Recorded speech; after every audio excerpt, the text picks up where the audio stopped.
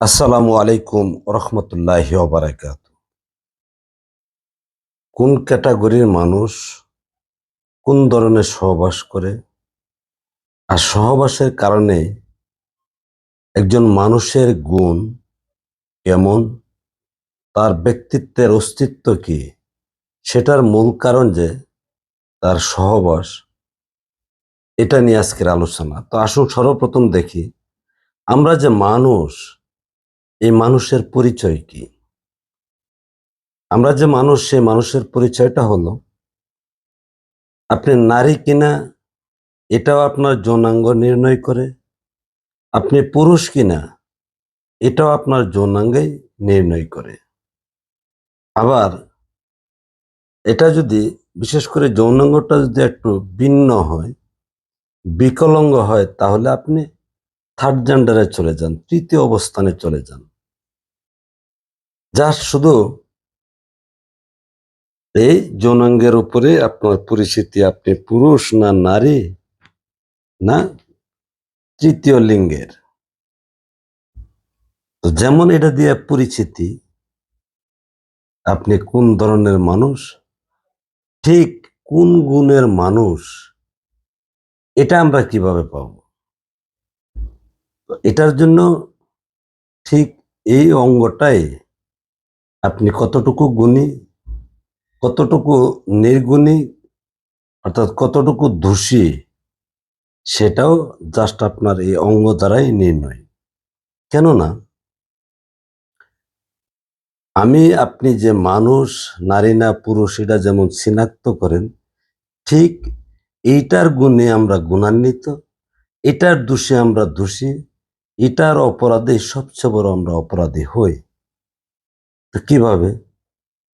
আপনি পুরুষ বিয়ে করলেন, আপনার এই অঙ্গ দ্বারা যদি নারীকে সন্তুষ্টি না করতে পারেন, তাহলে আপনি আপনার ঘরের পরিবারের কাছে, যেখানে আপনি স্বামী, প্রিয়, শ্রদ্ধাভাজন, মান্যবর হওয়ার কথা, তা না হয়ে আপনি হয়ে যান কি আসামি। আপনার স্ত্রী প্রতিনিয়ত আপনাকে অভিশাপ দিতে থাকে, আপনার কাছ থেকে সে পরিত্রাণ চাচ্ছে, যদিও সমাজ ব্যবস্থার কাছে অনেকটা অসহায়।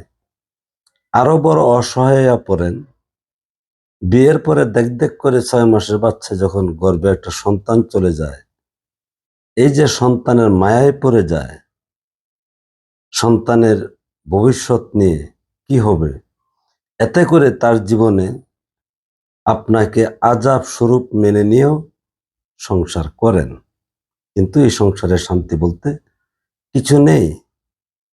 তো সুতরাং আপনার এই অঙ্গের কারণে আপনি কি হলেন? অভিশপ্ত হলেন, গজবপ্রাপ্ত হলেন, নিষ্ঠুরতা পেলেন, শুধু এই অঙ্গের ক্ষমতার কারণে।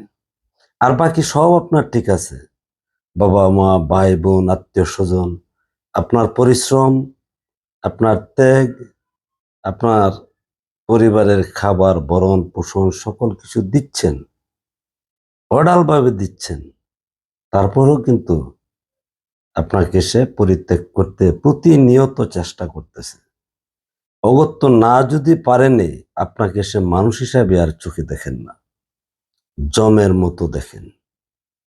তাহলে এখান থেকে কি পেলেন? আপনার এই অঙ্গের ক্ষমতায় আপনি গুণী পুরুষ, আর ক্ষমতা না হলে আপনি দোষী পুরুষ। তার যেখানে স্বামী, সেখানে আসামি।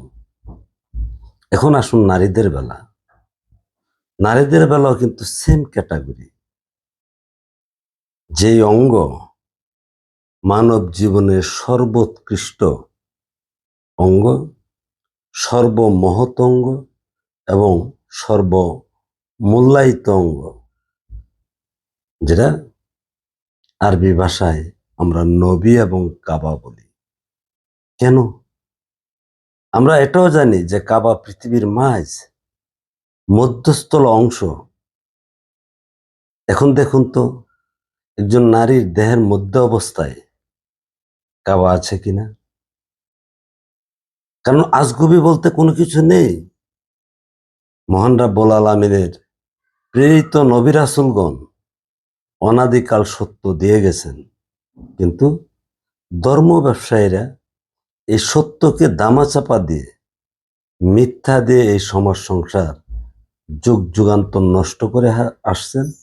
তাই আল্লাহ পাক তার প্রিয় হাবিব নবী রাসূলগণ যুগে যুগে পাঠাচ্ছেন। আমি আপনাদের কাছে বাঙালি জাতির মুক্তির জন্য সত্য দিয়ে যাচ্ছি, যা আল্লাহ প্রদত্ত, যার মধ্যে কেউ কলম ধরতে পারবেন না।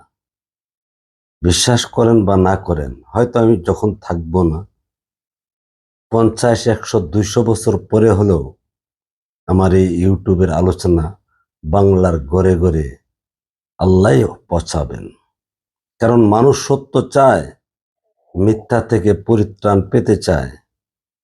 মিথ্যার মধ্যে থেকে মানুষ যে অভিশপ্ত হয়েছেন, সেই অভিশাপ থেকে পরিত্রাণ চায়।